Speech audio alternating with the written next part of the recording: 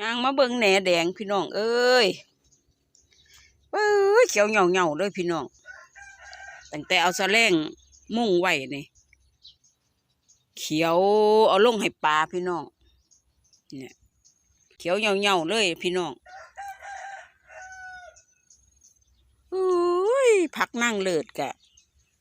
เกิดขึ้นน้ำเลาะนี่พี่น้องเลาะ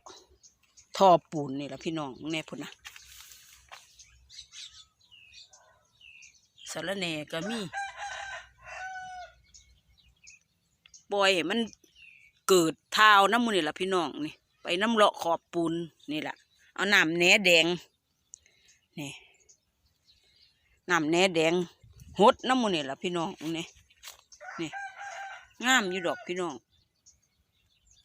ปล่อยมันธรรมชาติเอามาปลูกแค่ต้นเดียวนึงเอามาเน็บไว้พี่น้องเต็มเลยเนี่ยน้ำเลาะมูนี่นะไว้จะกินกับลาบปลูกไว้ต้นเดียวขยายแพร่ไปเบิดเลยพี่น้องเนี่ยน้ำเลาะ